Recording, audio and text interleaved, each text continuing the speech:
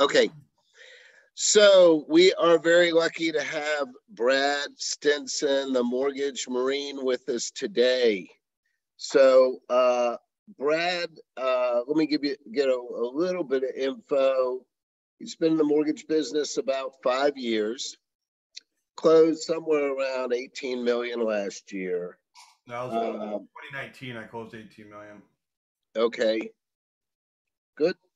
And out of Grand Rapids, and does a lot of VA loans. So, Brad, tell us how you got started, kind of the evolution of you getting in the business. It wasn't something I aspired to, that's for sure. Um, well, my background is I served in the Marine Corps from 2004 to 2008. Um, After I got out of the Marine Corps, I moved back home and I struggled with the transition home. Um, it's something that people don't talk about. I mean, think about the amount of time they take to break you down from being a nasty civilian to a warfighting person, right? I mean, it takes a year or more. When you get out, it's less than 8 hours of reacclimation before, so you find out the hard way that there's things that you can and cannot say, like the F word. We use that as an emphasis on things, and it's a filler word. It's not something that is done out of anger or vulgarness. It is actually important. So I found out in Holland, Michigan, which is probably the most conservative town in all of America. Massive Dutch population there. You cannot say that. So I was having a hard time struggling, just finding my way. And as cheesy as it sounds, it wasn't until I was able to find a home using my VA home loan benefit that I really started to process and transition home. And I became an incredibly proud combat veteran. A Marine Corps flag went on my house. It was the very first thing I did after closing, which if you knew me the 5 years prior, you'd be like, what the hell's wrong with this guy? Why does he have a flag on the house? Because I was so ashamed and resentful and hatred and a whole bunch of feelings. So that happened.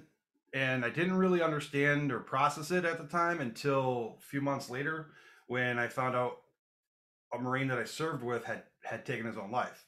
And I kind of I took that to heart. I was like, what in the hell, man? I am always available. I will always answer my phone. Why didn't you call me? Why didn't you call me? And I'm trying to process this in my head. And this is the golden question that nobody can answer, because they are in the wrong mindset. So if you, unless you've actually attempted to kill yourself, you don't know what that mindset is like. So if they're not in the right mindset, they're never going to reach out to you. So it's on me to do more. Right. So I didn't have the time to get involved and do more until I said, if not me, who? Right. But the opportunity to become a loan officer arose during our refinance. And during that refinance process, Johnny Loan Officer is what I call him, refused to take 5 extra minutes to read up on the guidelines and push me into a conventional loan out of my VA loan. So when we closed, I started really paying attention to everything, because I'm like, this doesn't make sense. How is it a one-time thing? It shouldn't be a one-time thing. So I did some more research and found out the truth. What this dude should have done is put me into a VA IRRRL. All right. But what he told me was I had to go conventional because the VA needed 5 years to restore my entitlement. Okay? So that I got really pissed off when I found out, and this opportunity arose, and I'm like, you know what? This is how I can do it. This is how I can get involved and help with the transition. This is how I can help vets struggling. This is how I can make a difference. So I became a loan officer. I quit my day job at Planet Fitness. I was a regional manager. I ran 5 gyms, had 200 employees. I kind of reached the apex there, so I was stagnating and I was getting burnt out. So I became a loan officer because that makes total sense. So you jumped in and you just started closing like $1 million to $2 million a month, right? Nope. I had to put in a lot of work. All right. So I knew going in that I wanted to specialize in VA. but I just didn't know how. I had a couple things going for me. Um, I have this really deep down urge to just do things. Now I can't just sit and wait. I refuse to fall victim to circumstance or life. So yeah, I mean, here's a life lesson, right? All of us on this call are in the same industry. All of us are all dealing with the same nonsense, with these rates, right? So you have two options here. You can either A, bitch, cry, complain, and moan the entire time until we get through this. If you get through this, if you take that route, right? Or you can control what you can control. Okay. So right now is the perfect time to start establishing yourself with your personal brand and get out there as this loan officer. Because think about it. How many loan officers are there across the country? Stephen? I don't have A million, right. There's a million loan officers out there. A million too many. But hey, I offer VA. Stephen, do you offer VA?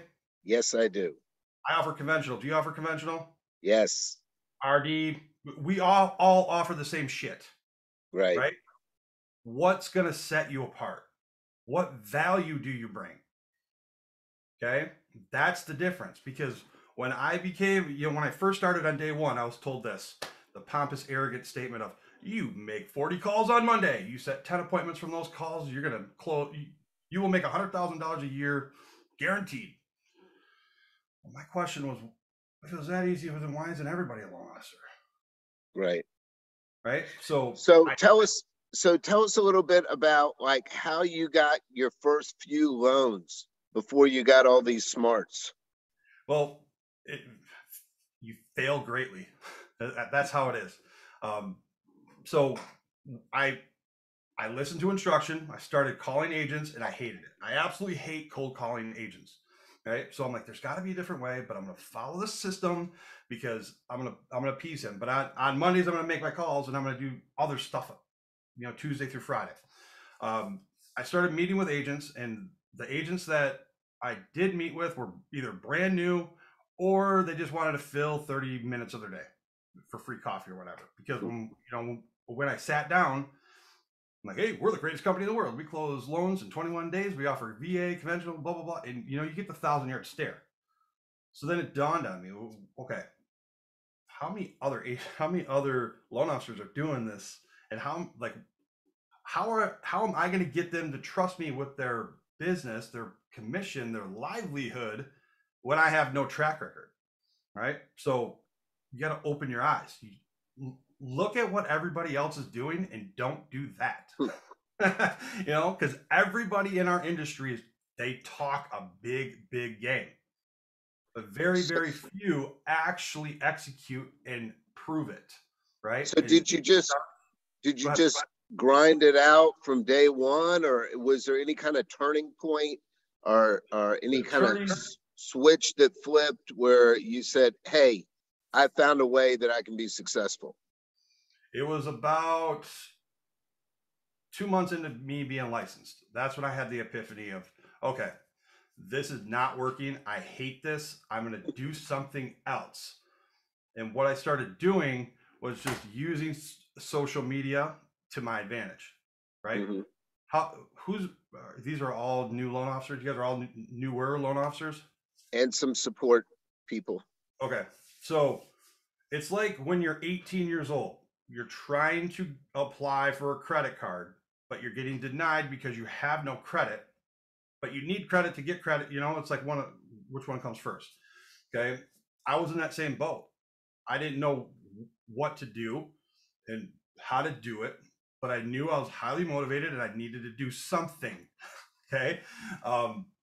What ended up happening is I randomly came across Facebook Fish and his Phoenix event down for a military mortgage boot camp.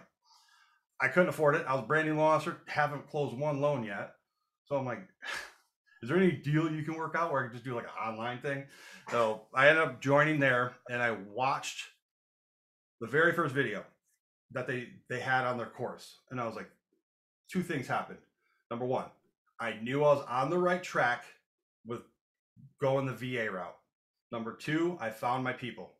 Okay, so that's your first challenge. Surround yourself by the right freaking people. Okay, because it's very, very easy to have one toxic person in your life or around you, and it just festers and oozes, and next thing you know, you start thinking like them, you start talking like them, and you start hating life like them. Okay, so surround yourself by the right people. But the thing that I did notice in our industry, and you guys may or may not know this already, is you don't see the results right away, and it's very frustrating. Okay, so my first 2 months, I was all over the place, right? Because at Planet Fitness, it was very easy to do something and then see the results 24 hours later, unless you're working out, right? So I was all over the place, and I had no direction. My branch manager at the time, I don't know what he was doing. Seriously, he was never in the office. I never had any coaching, training, feedback, nothing. So when I found fish in them, I was like, boom, I knew I could do videos. I just didn't know what to do videos on, right? So there's roadmaps, and there's people that you can emulate throughout the industry that are actually doing this. Now, I don't expect you to do the VA route unless you want to. If you want to do the VA route, there's a great course that Steven's involved in that we can absolutely help you get to the next level really quickly. But the videos are what set me apart from the rest. Okay, so when I became what kind of videos? So let's talk about that. So what kind of videos did you make? When did you make them? What happened? Okay, so think about this real quick, and then I'll get into the videos. Okay. The reason why the VA home loan has a bad reputation is because every lender across the country does provide VA home loans. Very few lenders actually execute on the VA home loan. Okay, so there's a bad reputation in the marketplace about VA home loans. So it's on me to provide the proper education to real estate agents about the VA home loan, right? So when I started doing videos, I started doing a series called Realtor Recon.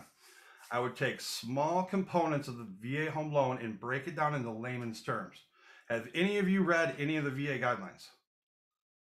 Right? They're incredibly vague, and it leaves a lot to interpretation. So Stephen and I could read the same exact paragraph in there, and he could take it a different way, right? Same, it's like poetry. You know, people read poetry, they're like, "That's the darkest poem I've ever read," and they're like, "I thought it was beautiful." You know, I mean, that's the difference. So your target audience at first were the real estate agents. Yeah, because they're feeding you, right? You want them to feed you, okay? Right. So what I started doing, and you know, once you start doing videos, I'm going to tell you right now, your first video is going to be absolutely terrible. Just accept that, okay? The first time you do anything, it sucks, okay? But you will get better every single time, so not only was I talking the talk about being a VA home loan specialist, I was walking the walk by doing videos and providing educational series to real estate agents, right? With the end goal of me getting into their brokerage to teach them classes on the VA home loan. But you can't just show up and say, "Hey, I'm a loan officer. Send me your loans." So what's your track record? Who are you, right? So Brad, I'm super interested in this. So I really want to drill down. So you did videos. Give us the nuts and bolts, approximately how long were the videos? How often? Where did you post them? How did you get agents to look at them? Do you want me to get really nerdy and technical with this, or do you want me to give you just a high level? Well, I mean, just drill down so that I could go do it myself. So what these videos did, not only was I getting my name out in the marketplace, but it was building my knowledge base, and that's the key.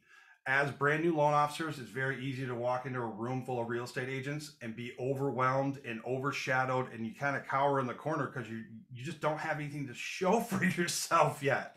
Okay, so these videos are building your knowledge base, and once you can start talking wisely or smartly about any question that these agents have, you're going to start earning their trust. You're going to start earning their business. Okay. But the quickest way to lose their trust is to give them wrong information or just act like a fool when they ask you a question. Okay. So it's okay to say, I don't know. Don't be afraid to say, I don't know, because now you have a video topic, right? So if you get a question asked to you, hey, Steven, what's the minimum FICO score the VA requires?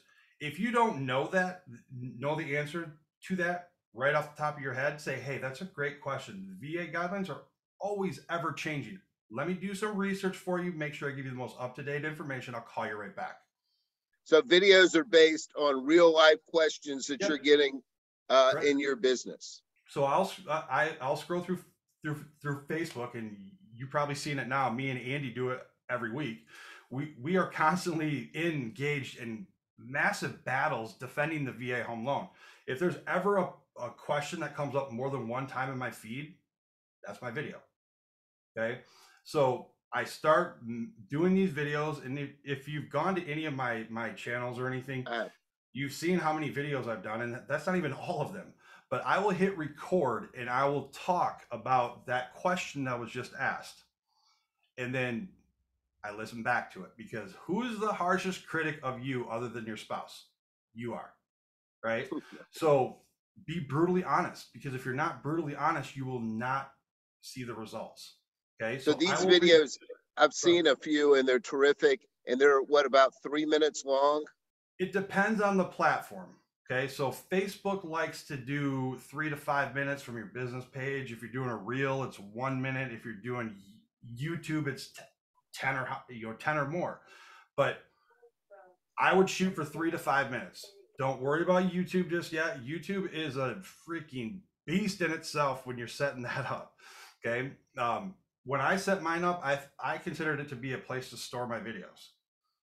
When back in the beginning of 2020, I really started going after that platform, I didn't realize what was all involved. So just use YouTube as your place to store your videos for now, and aim for 3 to 5 minutes. And this could be on whatever you want. I mean, find your passion, find your purpose, and find your why. Because what kind of response did you get? Right away, you will not see okay. How about this? I shot one video in November of 2019 about new construction. I am getting leads from that video today still. So you will not, you cannot expect immediate results. Do not go after your likes. Do not go after the comments, all that crap, because that's not the main goal right now. Your first video series. Your first video series is to get you educated so you can properly articulate these things. Okay. But the residual effect from that is you will start getting leads. You will start being known as the whatever you decide, right? Because if you find your purpose, find your passion, and find your why, it oozes out in everything that you do, and it becomes very, very easy to do these things. Okay, so when people are like, how the hell are you still working? It's 11:45 at night and you were sending me emails at 5:45 a.m. It's because I enjoy it. I love what I do, right? And I will do whatever I can to make sure I change the perception of the VA home loan. And that comes out in everything, my classes, my videos, all of it. So that is, you have to find that. If you don't have that, if you don't have the purpose, you don't have a why or a mission, what are you doing? So Brad, so you talked about doing a series for agents. Did you ever do videos targeting the end, the veteran or the buyer? Yes. So I did a VA home loan series on called VA home loan IEDs. An IED is an improvised explosive device. Its intent is to cause chaos and ruin your day. And these IEDs that I come up with, that come across our desk every day, are just these things that need to be known. And if you can get ahead of these, there's no issues, right? So here it is. Here's the intel to Veteran Direct, right? So I did that, and then my next series is VA Home Loan Declassified. That's for everybody, right? So it's not specific towards agents, not specific towards vets. It's broad. Okay, so but I highly encourage you to start with some sort of agent facing series. You know, you could even think about what you like to do as a hobby. You know, take Joey I. Joey I is a VMA guy. When we were in St. Louis, it was, I don't even know what time it was. It was like 1 o'clock in the morning. Everybody's still at the bar. And all of a sudden I look over and there is a massive crowd of people around Joe. So I thought Joe was talking shit. You know, I'm like, oh God, here we go. First VMA event, we're going to get all thrown in jail. Joe carries around a stack of playing cards. And I didn't know this until after the fact, but he's a professional magic man. Like he gets booked all over the country, right? So that's his hobby. He's freaking amazing at it. Like he's got some David Blaine shit that just blows your mind. Okay. But I'm like, dude, this is perfect. You can absolutely take your Magic Man stuff and turn it into mortgages, right? Because everybody's hiding your freaking cards everywhere. They're not showing their cards. You know, use that to your advantage. Or if you like to cook, you know, cooking with Patty. You know, I don't know. Like, find a hobby, make it work for the mortgage business. Because believe it or not, I can attribute everything from my time in service to the mortgage biz. And that's what I refer to as when I'm talking to my ideal client, veterans, right? I say things all the time and they're like, you know, hey, I need you to turn in a loan application. Versus, hey, when we do our battle planning, we need the proper intel correctly, right? Correct? Yeah, we do. Okay, that intel comes from a loan application. Can you fill that out for me, bro? Yep, absolutely, I'm on it. So, right? So breaking down the barriers. What percentage of your business you think you're getting from these videos? For every video I post now, I get at least 5 leads. Wow. And those, so what is there any commonality or any assumptions that you have learned from your videos as far as what gets the most engagement? I haven't really noticed that yet, but then again, I don't really care. That sounds, you know, because it's who's heard the man in the arena quote? No, Google it. It's the most amazing quote ever. It's all about mindset. You're gonna have your haters. You're gonna have your doubters, right? But the people in the arena that are in combat with you, sword and shield, fighting on the front lines, they're the ones that you should care about. Those are the opinions that matter to you. Right. I just meant like, you know, which drive the most leads? Is it, you know, the consumer videos or the agent videos, or just it varies because our markets change, right? So I mean, I could have done an Earl video last year that very well could have blown up. Yeah. This year an Earl, absolutely not, right? So it's all about the market. But I mean, the ones that I've noticed a lot of traction on, actually the most views I've had on 2 videos. So I did a how to pull your service records from the VA website, which I share with every single client of mine. Put these videos together with this in mind, right? We're all about time blocking. If everything's a priority, nothing's a priority. Okay, so if you block out time to do agent calls, block out time for this, block out time for that, you have a set structure to your day. So you're not going to let things slip through the cracks. I mean, things are going to slip through. That it's just the nature of the beast. But if I'm calling agents in the morning from 10 to 11 and they don't answer, and they call back in the afternoon when I'm supposed to be working on loan apps and taking leads and things, what trumps what? Do I stop what I'm doing and answer the phone, or do I finish what I'm doing and then call them back? Right? What is it? So I've gotten to the point now where I have a database that I can ignore every single agent call. Ignore with a text. Hey, I'm tied up till 4:30 today, but I can text. They text me back a novel because agents are divas and all they want is the attention. Okay? They text back a novel with what they're dealing with, and guess what? Hey, I just so happen to have shot a video on this. This addresses your concerns. Please watch it. Let me know if you have any questions, or I'll call you back at 4:30 today. So you repurpose those videos over and over again. You kind of keep a library and you can shoot those off. So think about that. That should be your end goal. Like, I don't want to talk to agents. I mean, yes, talk to agents. It's overly sarcastic there, but it does get annoying when you're trying to get a loan file done. Like, I have 3 files today that I know I need to get out. Okay.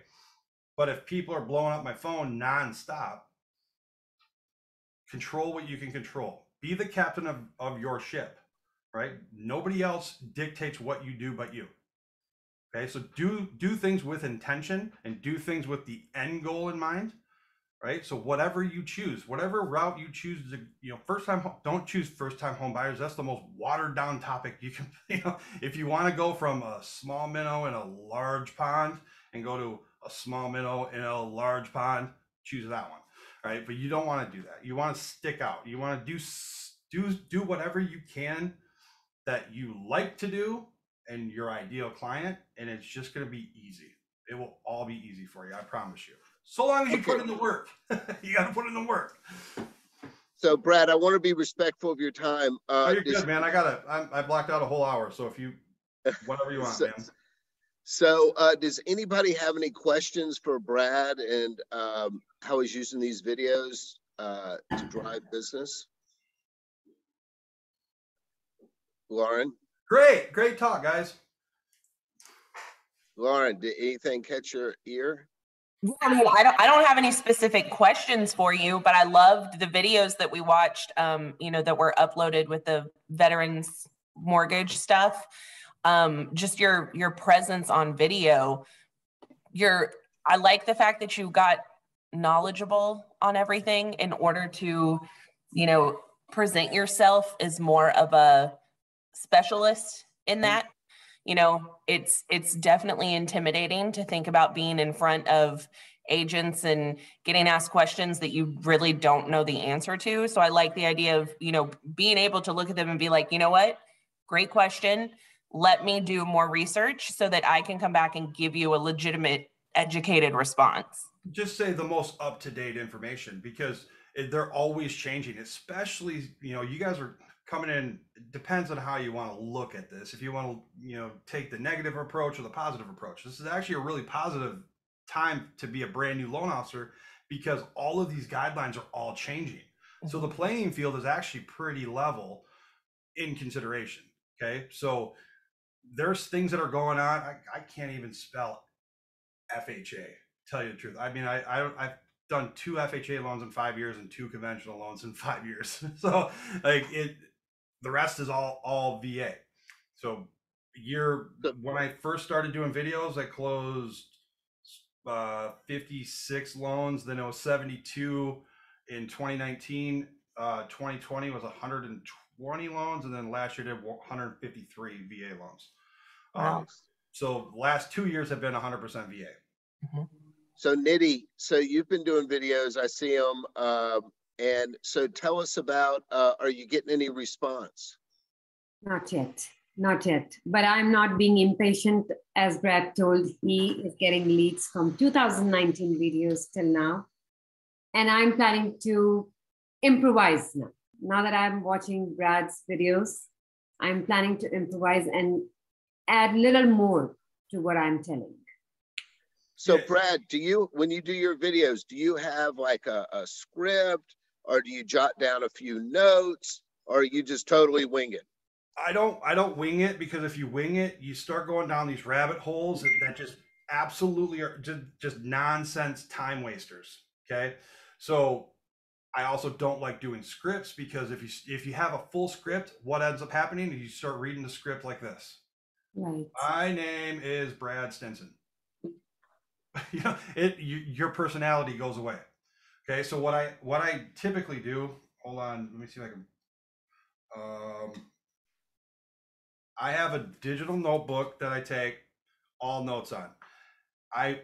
If whatever topic I'm going to talk about, I'll write it down. Like, let's say VA joint loans. Okay. I'll write down VA joint loans. I will Google it. I will pull up the VA guidelines on it, and I'll start watching videos of people that I know and trust that have already done it. Okay, so in the VA space, there's five of the top lenders across the country that do VA. They all suck big time at VA loans, but what they're good at is marketing.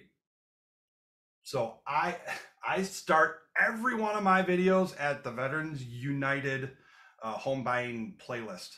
Okay, so I'll go in there and I'll just start taking notes. That sucked. I'm not going to say that. I like how he said that, you know. And then next thing you know, you start getting this general outline. Okay, so I'll have just bullet point highlight, you know, and I end up turning it into a PowerPoint and put it up above the camera behind the camera is a screen, and I'll have that PowerPoint behind the camera. So I'm looking through the camera, reading it, and you can't tell, right? What ends up happening if you have a webcam and you put it on top of your computer, you're reading your script down here. You know, right. The hardest part is talking into the camera, talking directly to the camera. Right. You know, so eye contact's a big deal because I mean, I don't know about you, if you see somebody that's talking to you and they're looking like this, you kind of lose it. Audio is also a big thing. If it sounds like you're in the bathroom on your video, I'm not watching it. I'm sorry, I'm moving on.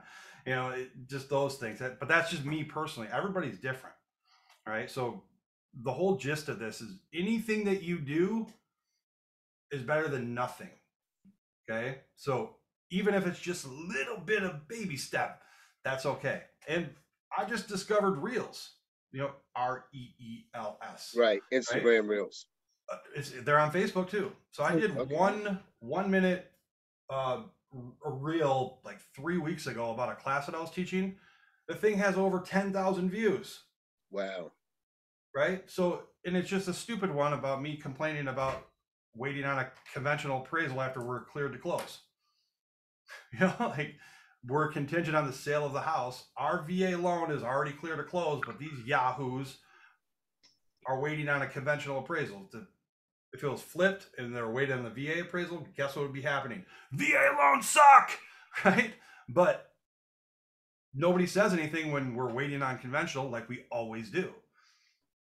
Okay. Right. But, so yeah. So what I just put some notes on a little square Post-it note and stick it to the side of the computer for some points I want to make sure I don't forget. But yeah, I don't have any kind of formal script or outline. Like this. So here we go. I knew I had this somewhere. This is what. So I have a whole bunch of these notebooks. But you can see this is right here, occupancy, right? Chapter 3, topic 5. Then I have all my bullet points here that I want to talk about, right? So boom, and I think it stopped right there. So I will actually, I have one of these little stands for my phone. It works perfectly with this. Okay, I'll put it right in front of me. Then I hit record and I just start talking. Okay, because this is what I call my warm-up round. I'll walk through and I'll do it 2 or 3 times. Hit stop, play it back. Don't watch myself. I just listen and I'll critique it. Oh, I don't like how that flows. I'm gonna take this section. I'm gonna put it down here because if I put it down here, then I won't say this and veering far left down the street. You know, because it's just you and the camera. There's nobody to pull you back. Okay, so I do my warm-up round. You know, clear the mechanism, get in the right headspace again, and then hit record. Boom, final. Takes me an hour total. That's really terrific.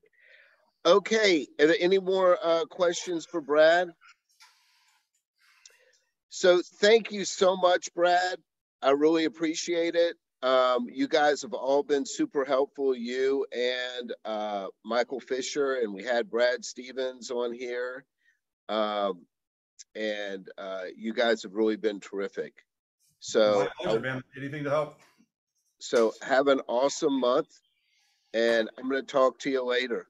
All right, sounds good. I'll fall off here. If you guys want to message me privately, later, I'm more than happy to answer any questions that you have, because you may not want to ask questions in front of your boss. I get it.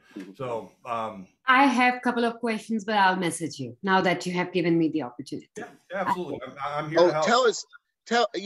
Tell us real super fast. You're involved in a terrific, I don't know if it's a charity or just a support group. How can we help? So I run the VLC, and I also am a loan officer during the day. But at night, I run 2 nonprofits. 92 for 22, which is That's what I was talking about. it's a group of vets. There's how many of us are there now? 4 officers and 5 board members. We raise awareness for PTSD and veteran suicide in the community. We like to go after like the spouses, the family members, parents, anybody that could encounter a veteran, because they see the signs well before the veteran does. And even if the veteran understands that they're struggling, they never reach out because they're stubborn bastards. Yes, we are. Okay. I don't need any help. I'm too proud. That was me when I got out. I was an honorably discharged combat Marine getting out in January 2008. Who's not going to want to hire me? I'm not going to file unemployment. I have 10 fingers, 10 toes. I'm not filing VA disability. That money needs to go elsewhere. I'm going to get out of here. I'm going to go to school to be a paramedic. This was my thought at the time. No, it was a bartender to go get through the paramedic school, and then I'm going to be a paramedic, firefighter. That all went to shit 24 hours after I got out. Okay. Because when you get back home, what you want to do is go see your boys, go hang out with the people that you were hanging out with before. Right. So I went in when I was 22, got out when I was 26. I think I came home on Monday. I legit didn't do a damn thing for 3 days. I didn't put pants on, and I was super excited about that. On Thursday, I woke up and I'm like, oh, it's Thursday. When I left, 22 years old, all my friends were in college. Thursday night is a big college bar night. So I'm like, all right, I'm going to meet everybody at Vitali's at 10 p.m. because that was always our meetup. We'd go there, have a couple drinks, and we'd head downtown. So show up at Vitali's at 10 o'clock. Didn't call anybody because we didn't do that. Sit down at the bar, and nobody's there. No one's there, right? I'm like, what the hell is going on? Where is everybody? Am I still on California time? Did I miss everybody? I took one drink of my beer and then damn near had a breakdown when I realized time didn't stop. Right. As stupid as that sounds, time did not stop, right? So when I left, both my brothers, I'm the oldest of 3 boys, lived at home with my mom and dad. When I got out, my one brother had bought a house and he has a career. The other brother graduated high school and he's living in the dorms up at Ferris State. But I'm moving back in with my mom and dad because I'm awesome like that. So tell us the website so we can help. 92for22.org is one of them. But that whole transition and that whole process that I dealt with is just a very small one. Right? There are veterans that really truly struggle with this because, my cousin is a great example. Combat veteran, 3.5 years. To this day, he got out in 2007. To this day, he still cannot leave his house. He is that messed up. I've been bird hawking him for the last 3 years because his wife left him because of all these things, right? And not only that, she took the freaking dog. The dog was the only thing that was keeping them together. So he has a big time struggle, and I have to check in with him like every 3 days, make sure he's not doing anything. So, but at 92 for 22, we do reach out to those people, help them emotionally, financially, however we can. But the big thing that we do is a 92-mile walk once a year, 4-day walk. We walk we walk out and walk back, 4 different locations, with flags and everything. We typically will get anywhere between 10 to 20 people that walk with us. And the more people that we get walking with us, the more we hate it because we have to wait for them. It becomes like this accordion effect. But during that walk, we do raise a lot of money and sponsorships and things and give shout outs on Facebook Live and whatever, but it's a great time. It's like, as crazy as it sounds, doing really shitty things with your friends actually makes you really strong, right? You embrace the suck together. That's what we have to do right now, together, collectively. Your team, you have to embrace the suck of this market together. Once you get through this towards the end of the year, beginning of next year, you guys will be a really strong, cohesive unit, and you will dominate so long as you stay. You know? Right. Right. So thank you so much, Brad. I mean, I respect you so much for serving our country and then just continuing to serve people. I just love that. My pleasure. So, I'm happy to help. Thanks for being, thanks for inviting me on, guys. If you need anything, I'm here to help. Feel free to reach out to me. Facebook Messenger is probably the easiest way. okay. And we'll go from there. Okay. All right. Talk to you later. Hey, guys. Bye. Hey, so we went a little bit long, but I mean, he's a combat veteran. I hate, I didn't want to cut him off too sharply. So anyway, so I thank you. I know Patty and Jessica have a ton of stuff to do. Thank you so much for being on the call. You're welcome to stay if you like. So social media tracker. So who's getting more people that they're connected to? Yanni, did you see that tracker? I emailed it like 3 times. Is Yanni there? Adam, did you see my little tracker? Yeah, I sure did. Okay. And like, can you like quickly just tell us like how many connections you have on Facebook and wherever you are? Yeah, so Facebook, I'm just under 1,000, working on growing that. And then on LinkedIn, I've got about 700 connections on LinkedIn. Awesome. And is that basically your 2 major platforms? It is, yes. Okay, so 1,700. So it's what I would consider a really good start. So the goal is to try and get to 5,000. So you have to constantly be thinking about how to add people. So Nidhi, what would be a good way to add some people? Add friends and connections. Just send them the invite. Like, okay, to who? Right now, I'm focusing more on realtors and inspectors, home inspectors. Okay, so you're adding realtors, so like vendors in the industry. Okay, great.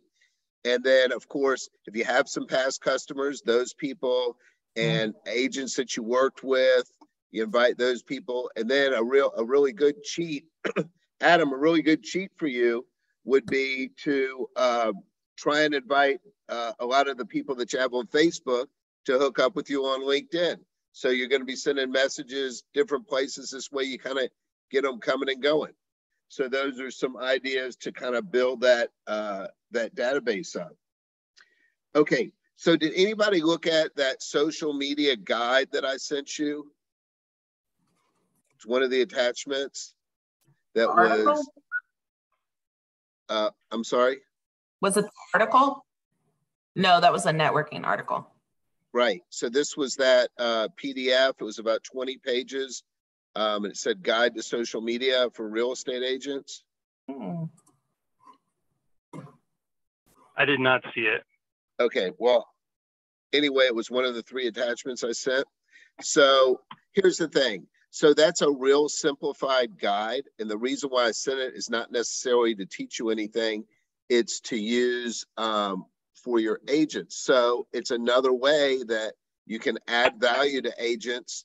And there's a realtor group that I just posted that on their Facebook group. And, you know, they think it's the greatest thing since sliced bread because they don't know anything about anything. So just basic information.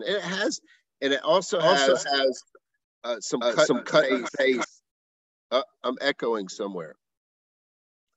Okay, so it also has some little charts, some cut and paste charts you can use for content as well that just says like how many users are here and how many users are there. So kind of interesting stuff. But the main reason is you can use it to help real estate agents. It's a way to add value. And you can also use it as the basis for a presentation, a lunch and learn, or this or that. So it's probably too simplistic for you, but it's got some good stats. One thing that that it said was that you know, 90% of people today in the home buying process use social media. So that's pretty good market share, 90%. You know, obviously Facebook and Instagram are the most popular. So Facebook has 2.7 billion users So who after Facebook, what platform has the most users? Does anybody know? Instagram. No. No. TikTok. Yeah. Not yet. No. No. TikTok's growing real fast. Twitter. Twitter, yeah. No. So Wow. so YouTube has over 2 billion users. So you know what Brad was saying about taking your videos, Nitty, creating a YouTube channel, and just use them as a depository. Got it. So that anytime somebody, you know, wants to know a little bit more about, I think you did one recently about FHA loans, you can just say, oh, well, here's a link to my YouTube channel. And, you know, you can link to the channel, or you can link to the individual video. Either one. So it's just easier than to like scroll through 1,000 Facebook posts to find it. Okay.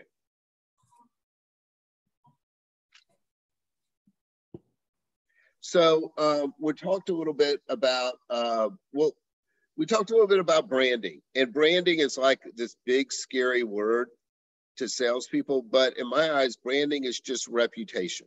So branding is basically made up of two things, in my opinion. It's recognition. When you think about great brands, it's recognition. Okay, well, I obviously know what the Coca-Cola logo looks like. And then it's the feeling that it leaves you with. So, and people have this brand too. And when you think about it, I'm going to talk about people, but I'm going to do it in a positive light. So do you know Taryn Chattel? Has anybody used her at all? You have? So like her brand is, she's super fast. She's smart and she's fast, right? Yes. This is just the way that in my mind that I'm thinking, you know? So, you know, Brian Lovell, you know, he's always got an open ear and helpful, you know, so that's kind of his thing. And then, you know, yeah, just everybody has kind of their own little, you know, when I think of Jeannie, I think of her like this mortgage guru. She's just brilliant in like every area. And so you have to kind of develop your thing. So, you know, I asked my wife, like when she was in the corporate world, what was her thing? And she was like, you know, I was the idea person. So they would come to me when they needed an idea about something. So, you know, you kind of have to find what's your thing and then double down on that, build it out, talk about it, make it your thing. And then, you know, one thing you can do, it's not for everybody, but, you know, to have these monikers, like he is the mortgage marine. There's another guy that is in our group. He's called AJ Nashville. Well, he does all his business in Nashville. So he just associates himself so that people feel comfortable if you live in Nashville. You know, other people use different clothing items. There's a guy at Southeast Mortgage. He always wears a vest, no matter what it is. So now it's like ridiculously silly because he'll take a picture, you know, with himself at the swimming pool in a swimsuit and a vest, you know, to make it silly and fun. And everybody's like, yep, there he is with the vest. You know, there was another guy, of course, this isn't going to work too well today because we're all casual. But back in the day when we used to dress up for work, he always wore like these bright white high top sneakers. No matter if he was wearing a suit or anything, he always wore the sneakers. He was the sneaker guy. You know, my mom, thinking about this. So my mom worked in my dad's store, retail dress shop for years and years. This is like when I was a child. And she always wore this like stick pin with like a, had like a bumblebee on it or something like that. I forgot, but she wore it all the time. And then people would come in and they wouldn't, you know, they wouldn't remember her name, or they wouldn't say, you know, they would just say the lady with the bumblebee. And then they would be like, oh yeah, well, that's Bernice. So, you know, so it's just something to think about to make yourself memorable and to leave that impression that you want. Okay, so I sent you this thing about Lewis Howes networking, and it wasn't, you know, it wasn't anything earth-shattering. Did anybody read that article about networking? Kind of, sort of. Okay, so I wanted two things. I did think there was some good information in there, but I also wanted to kind of introduce you to Lewis Howes because he is a really great guy, and he has developed his shtick is he's a connector, which makes it that's a very, very excellent brand to have as the connector. So when you kind of know everybody in the community, kind of is a corollary to that mayor of my hometown theory, then people look to you, you know, for various things to connect them, and then they're going to look for you to do a mortgage. But he had some good ideas. He listed 10 networking ideas. I'm not going to go through all 10, but you know, certainly we can learn from that as far as, you know, getting involved in organizations. Also, Facebook groups are very, very powerful. I met a lot of you guys through a Facebook group. So not necessarily mortgage related, but, you know, meeting people and networking with people in Facebook. Yeah, I can post, you know, something on my regular Facebook, a meme or a joke or whatever, and I get a little bit of a response. And that goes, I mean, that's basically subject to 2.9 billion people. I mean, obviously Facebook doesn't send it to everybody. But then I post something in my group that the whole group is only 7,000, and I get double the response because they know me. Okay. Well, read over that article. It'll take you literally 6 minutes. So let's see what else I got.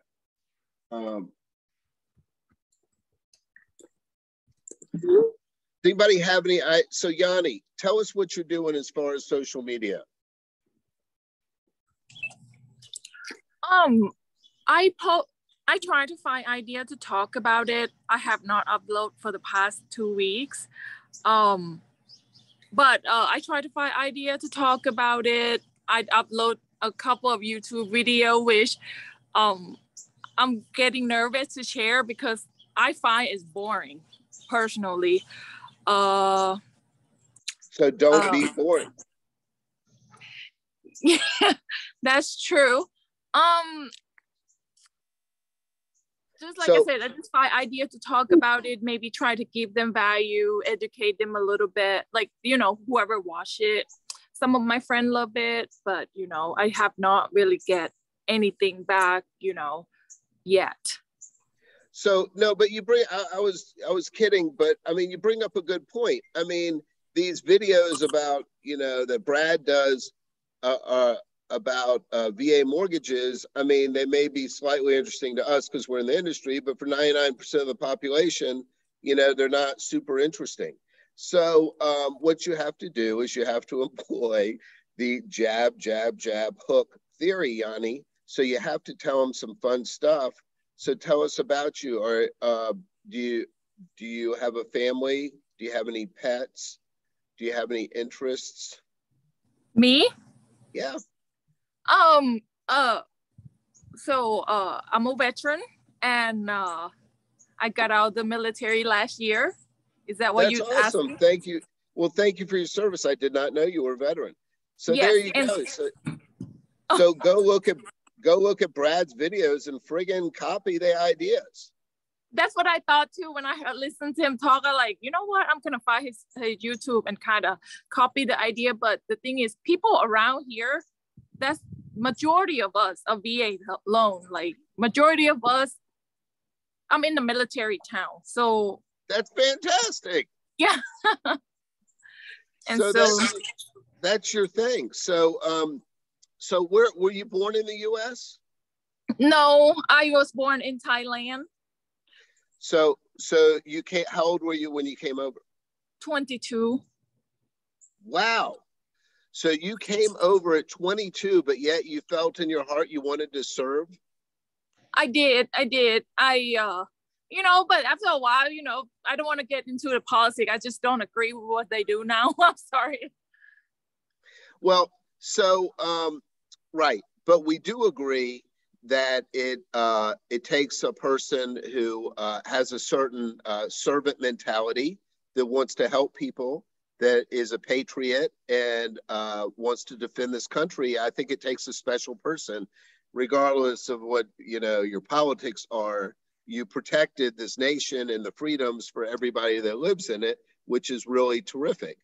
I also think that you have just an incredible, valuable niche in the fact that I would just guess 90% of that are born in the U.S. So the fact that you are an immigrant veteran is really a powerful niche. And I think that there are a lot of people in that community that would feel a connection to you. I think that you should really harp on that, you know, you came over to this country and, you know, you felt such pride and joy. And what country did you come from? I'm from Thailand.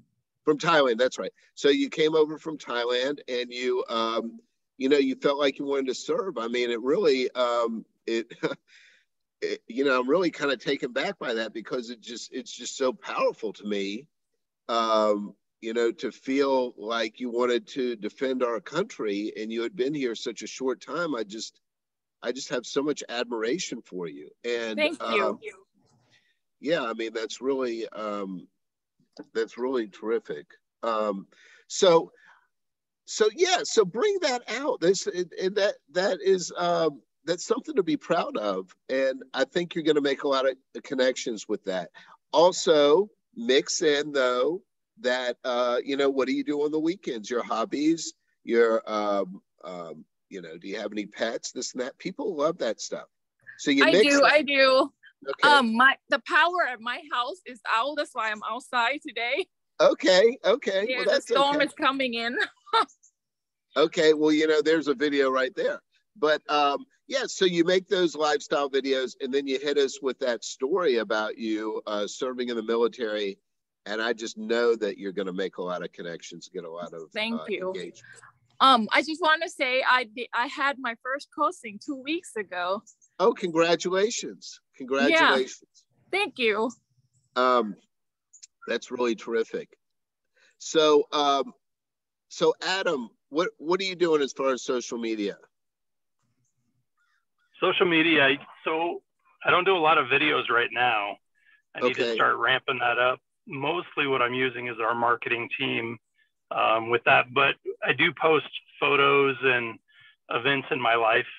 Okay. You know, family stuff. And then, you know, I do share from my business page on my personal page from time to time. It's not a consistent thing though.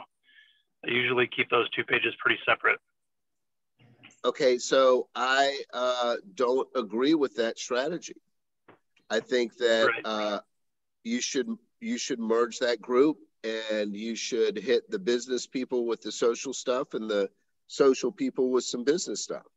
Just keep it to that, you know, 3-to-1 ratio of fun and entertaining. And then, hey, if you think about getting a mortgage, think about me, or, hey, this is something interesting that's happening in my business. And, you know, they're going to accept that because they've gotten all this good stuff from you. Lauren, I am starting to share a lot of my realtors when they have open house posts. I share those on both of my pages so that it gets out to those people. Hey, come see me or come see this person, you know, for their open house. So that's helping too. Good. And I think that is that's good. It's kind. It adds value to your agents, but that is still what we would call a hook because it's business. You're really asking people to come buy this house. I mean, in a very nice way, but so that's still a hook. So mix that in with the social stuff. Lauren, what are you doing? Well, I post a lot about my family. I feel like that's a super easy part, being that I have 3 kids and they're in activities and doing stuff. And so I post a lot about that. And then last week I did, you know, with the interest rates continuing to rise and everything being all over the place, took that opportunity to go off of Melissa's post where she had posted initially. I asked her if I could share a part of it and then added my own, you know, so it sounded like it was coming from me. So I added my own stuff to it and did a post about the rising interest rates and how it's really important to have a trusted local lender who can help walk you through some of that uncertainty, and got great response from it. So I think I post enough about other things to do the jab, and then, you know, more work posts. So I just need to continue to be consistent in posting, you know, more stuff on my main page about, you know, mortgages. So. Right. Okay. So you're doing all the jabs and you need a few more hooks. Yeah. Okay. I got it. That's good. So, yeah, so we're going to keep going with, I'm going to wrap up today, but we're going to keep progressing with social media. We're going to go deep dive. I haven't gone like full Gary V on you yet, but we're going to come around to that. Want to soft step at first. I've got a video that, you know, basically his message is, you know, do it or die, basically. But so I didn't want to hit you with that right away, but we're coming around to it. And then we're going to do a deep dive on each platform and talk about, you know, what's the difference in a post to LinkedIn? What's the difference between a post to Instagram? What's the difference in Facebook? Can I just take the same meme with the same joke and just post it everywhere and get the same results, or, you know, what? And making it contextual to the platform is very important. Oh, what's going on here? Steven, right? Not us. He's gone. What? Steven, Am I not? You were frozen. You went out on all of us. Am I back or not? Yes. Yes, you're Okay. back. So I was just saying, making the post contextual to the platform is very important. We're going to talk about that in some coming up sessions. So, okay, the other thing is, you know, rates have gone up, and I see a lot of loan officers just kind of moping around like, oh my God, you know, rates have gone up and my business is dead or whatever. And, you know, I'm not going to tell you that rates going to 6% in 60 days is wonderful. No, it sucks. Okay. It makes it more difficult for us because all the refi business is gone, and it makes it more difficult for people to qualify. And with prices going up, it's a challenge even worse for affordability. But I'm going to tell you what's going to happen. So we are going to go through what I would consider kind of a winter in the mortgage business. But there is a lot. I've been through this. I don't know. I counted at least 6 times. And I can tell you that there is a lot of bright sunshine on the other end of this winter. And the reason is that I'm so optimistic is because of the following reasons. I think that once the economy gets stabilized, inflation gets under control, which it will. I don't know if it's going to be in 90 days or 6 months or a year, whatever. But, you know, we're not going to stay at these high inflation numbers forever. Hopefully, we'll see a little bit of a change in attitude after the elections in November. But rates will come back down, and every deal that you do is a possible refi. So think about every closing you have as being like 2 closings, because you will refi those people. I mean, the fact that we're going to drop from 6 to 4.5 is like a given. I don't know the timetable. Might be 2 years before we get there. But anyway, we're going to get there. The other thing is, there's way too many loan officers in the marketplace. They all came in when rates were low for refis. Usually, you know, in a refi market, there are blips where they kind of shoot up and come back down. So not everybody gets out like right when the rates go up. But all of these sweatshop guys, all these call centers that are doing refis, they usually hang on about 6 months.